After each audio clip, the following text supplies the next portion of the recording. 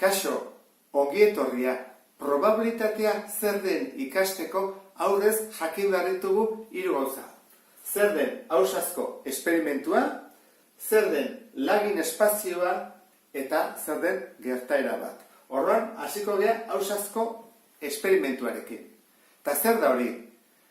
Esperimentua edo ekintza egin aurretik ez dakigunean zer gertatuko den. Emaitza ez dakigunean. Eta zergatik, zoriaren arabera delako. Adibidez, nik hemen ditut dado batzuk.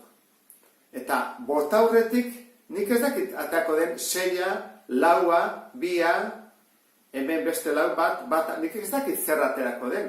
Orduan, ausazko esperimentu esango genioke edo zoriaren arabera guk ez dakigu zer aterako den.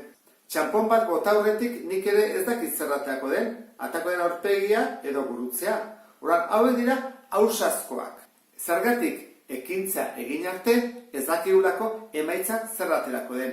Beste kaso batzutan guk badakigu zer aterako den. Kalkulatu dezakegu. Adibidez, nik baldin badut lauki zuzen bat. Oinarria baldin bada 4 eta altura 2, jakin dezakegu bere azalera.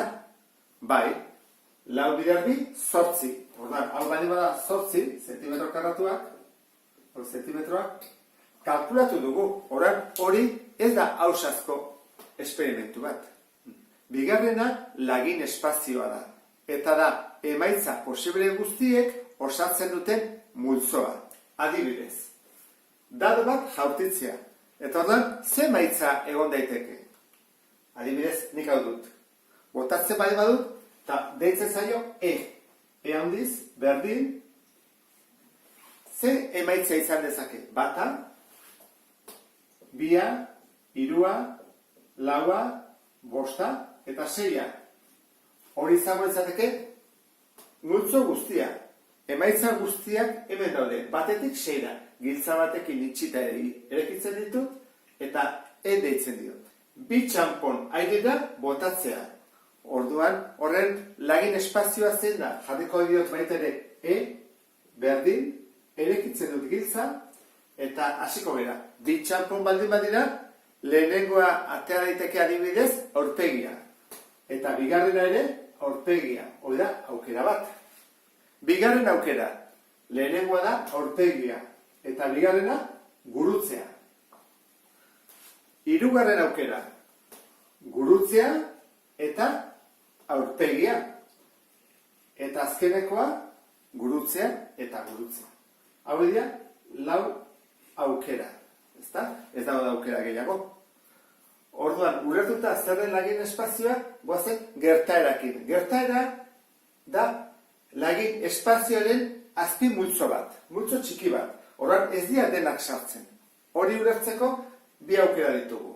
A eta B, adibidez. Dado bat jaurti eta gu badakigu dado bat botata zer den bere lagin espazioa. 1, 2, 3, 4, 5, 6. Baina gertaera hau motzagoa, txikiagoa izango da. A, zenbaki bikoiti bat ateratzea. Orduan jarriko dugu aukera, A berdin, zeintzu dira hauetatik hau betetzen dutena.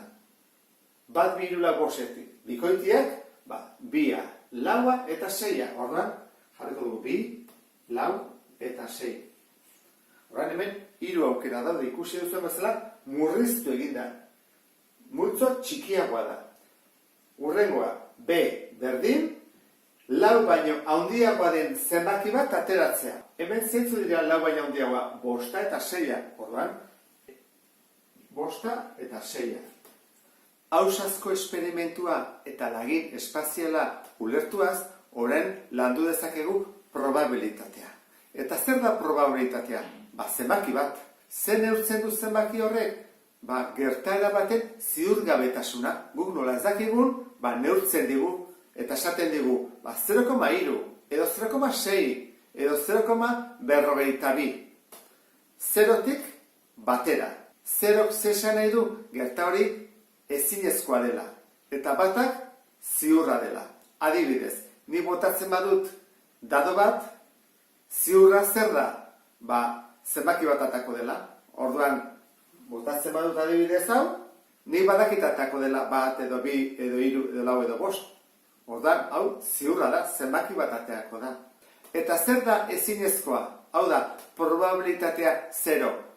Adibidez, 8 ateatzea. Ni botatzen badut hau, ezinezkoa da 8 ateratzea. Ze, batetik 6 ditudalako zenbakiak.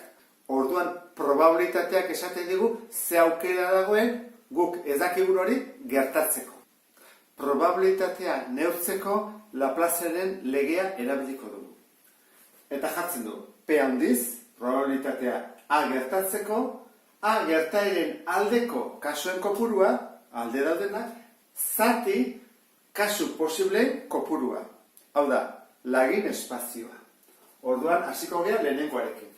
Zer probabilitate dago 40 karta baldin baditugu, 2 baino txikiagoa den karta bat ateratzeko. Ausazkoa da, bai ez da, pentsatu behar dugu karta bera begira daudela eta bat ateratzen dugula. Orduan, jarriko dugu P, kasu hau, A, berdin.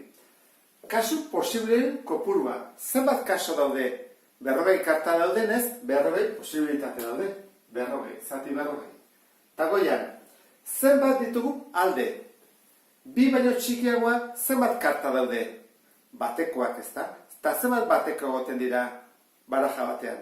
4. Horran jarriko dugu, gure alde, 4 daude. 40 kartatik 4 gure alde. 4 zati 40, 0,1. Probabilitatea ikusten dezuen bezala oso txikia gelditzen da. Bigarrena, 2 puxtarri gorri, 3 zuri eta 5 beltz dauzkan poltsa batetik begiratu gabe puxtarri zuri bat ateratzea. Eta hemen beste bi galdera. Hau ere, ausazkoa da, bai ez da, begiratu gabe atera dugulako. Ze begiratzen badugu bat iguzen atera. Hoiz ditzateke izango ausaz. Orduan, jarriko ditugu lehenengo datuak. 2 gorri, hora jarriko dut, 2 gorri, 3 zuri, eta 5 beltz. 5 beltz. Hau dira, puxtarriak. Orduan, goazen ikustea. Probabilitatea, hau A izango izake. Probabilitatea A, berdin. Puxtarri zuri bat ateratzea. Zenbat puxtarri daude poltsa horretan? 2 gehi 3 gehi 5. 10 puxtarria. Orduan, behar jarriko dut, guztia, 10. Eta gure alde zenbat daude? Puxtarri zuriak. Zenbat daude puxtarri zuriak? 3 ez da? Orduan jarriko du hemen, goian gure aldekoak 3. 3 zati 10, 0,3. B kasua. Orduan jarriko dugu, probabilitatea B, berdin. Gorri bat ateratzeko probabilitatea. Gorri ateratzeko jarriko dugu lehenengo kasu posible guztiak. Zenbat dira berriro 10 puxtarri daude. 10. Eta zenbat gorri ditugu 2. Orduan izango izateke 2 zati 10, 0,2.